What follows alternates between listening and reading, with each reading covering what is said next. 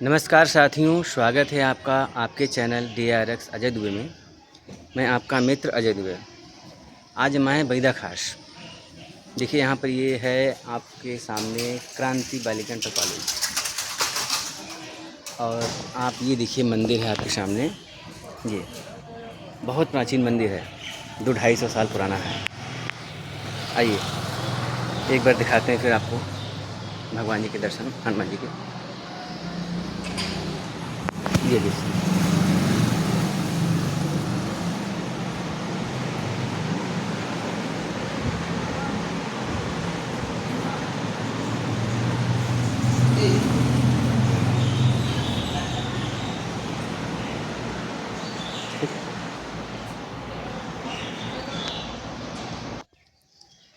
साथियों, आइए मंदिर के इतिहास के बारे में जानने के लिए यहाँ पर एक हमारे ग्रामीण उपस्थित हैं। आइए उनसे जाना जाए कि इस मंदिर की प्राचीनता और मंदिर के बारे में जानने के लिए। आइए, आपका नाम? दयाशंकर मिश्रा। हाँ, तो आप क्या बताना चाहेंगे इस मंदिर के बारे में? मंदिर बहुत प्राचीन है और इसकी जो आस्था लोगों में है बहुत प्रबल है, इसीलिए इनको बोला जाता है इच्छा पूर्ति हनुमान जी मंदिर। जी हाँ। मतलब जो कामनाएं लोगों ने की है इनसे वो पूरा हुआ है। और इसका महत्व सबसे बड़ा इसलिए है कि मंदिर के डायरेक्ट पीछे पंचवटी पेड़ है, जिसमें बर, पाकर, पीपर, आम, महुआ 5 पेड़, एक जर में 5 पेड़ मतलब उपस्थित है। हाँ। इनका पूजा होता है, लोगों में आस्था प्रबल है। इसमें औरतें फेरा भी करती हैं। और ये मंदिर लगभग मेरे हिसाब से 300 साल पहले से है। 300 साल पहले से? 300 साल पहले से। तो मतलब ये मेरे जैसे दादा जो हैं उनको भी नहीं पता था किन लोगों ने ये मूर्ति स्थापना की है। तो यहाँ पहले एक बहुत पुराने हमारे गांव के ही सूरदास जी महाराज रहते थे। वो दोनों आँखों से सूर थे और वही इस कुटिया की सेवा भाव करते थे। उसके बाद वो चले गए, तो अब यही महंत जी हैं। अभी इस मंदिर का जीर्णोद्धार हुआ है करीब 1 साल पहले। अभी कुछ दिन पहले उनकी वार्षिक पूजा थी और महंत हमारे दाऊ जी महाराज हैं।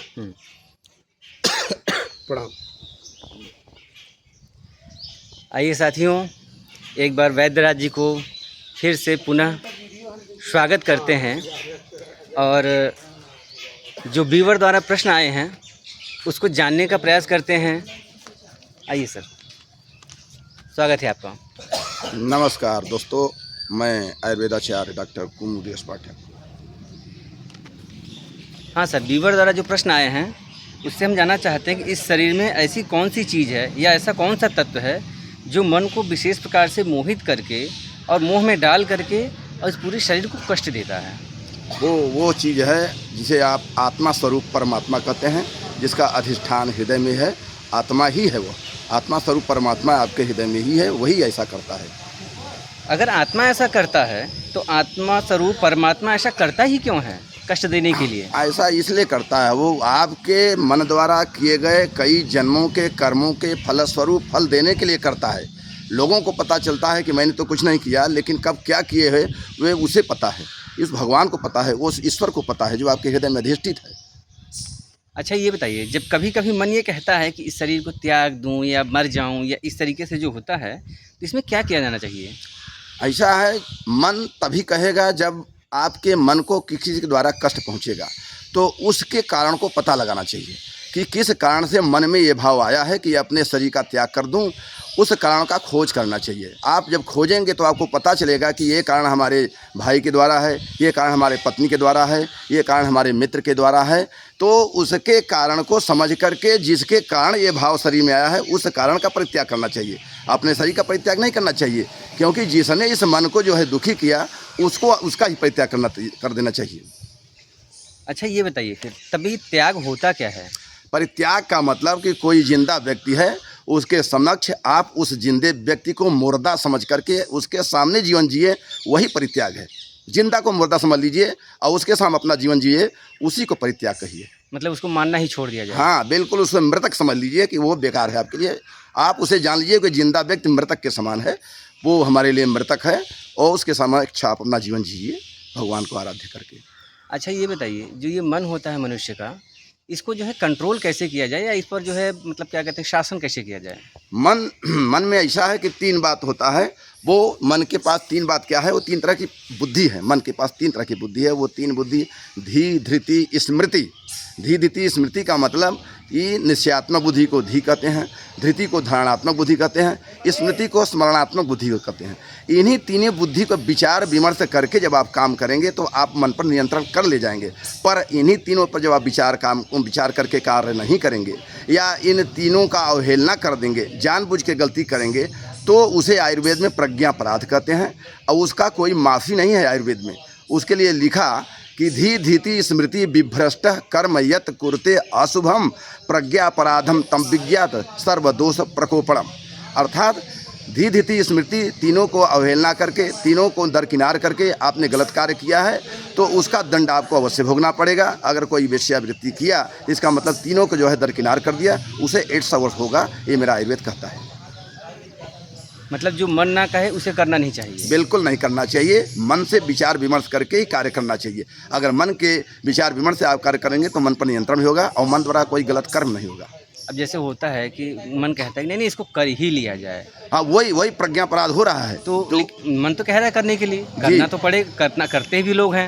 हाँ बिल्कुल करते हैं। उसी पर विचार विमर्श करिए कि इसका भूत भविष्य वर्तमान क्या होगा। यही लोग विचार विमर्श नहीं करते, भावावेश में चले जाते हैं, जिससे मन से गलती हो जाती है। लेकिन जब मन कामी हो जाता है, काम उसके अंदर जागृत हो जाता है, तब उसका जो है सारा चीज़ समाप्त हो जाता है, तो बस केवल उसको काम ही केवल दिखता है। बिल्कुल, कामातुराणाम न भयम न लज्जा लिखा है हमारे जो है वैदिकी सुभाषा साहित्य में कि कामातुराणाम भयम न लज्जा, चिंतातुराणाम न सुखम न निद्रा, क्षुधातुराणाम न बलम न तेज, अर्थातुराणाम न स्वजने न बंधु। तो ये सब चीज़ जब आतुरता को आ जाता है तो गलती तो वहाँ हो ही जाएगा। आतुरता को त्याग करके संत बनना पड़ेगा, विचार विमर्श करके कार्य करना पड़ेगा, भगवान राम बनना पड़ेगा। जिस प्रकार से भगवान राम को उन्होंने जो है वनवास दे दिया, तो उन्होंने ये कहा कि मुझे छोटे जगह का राजा नहीं बनाया, मुझे पूरे जंगल का राजा बना दिया, बहुत बड़े जगह का राजा बना दिया जहाँ तमाम ऋषि मुनि हैं। तो उन्होंने इस भाव से उसको स्वीकार किया। अच्छा ये बताइए, जब मन जो है आदमी का बहुत ज़्यादा उदास होता है या किसी कष्ट के कारण बहुत ही परेशान हो जाता है, तो ऐसे में जो है उस मनुष्य को करना क्या चाहिए? उस मनुष्य को बिल्कुल जो है भगवान के शरण में चला जाना चाहिए, किसी मंदिर में चला जाना चाहिए। वहाँ पे जा कर के उनके शरणागत हो करके मन सहित शरीर को उनको समर्पित कर देना चाहिए और बिल्कुल विचार शून्य हो जाना चाहिए। उनको समर्पित कर दीजिए पूर्ण रूप से।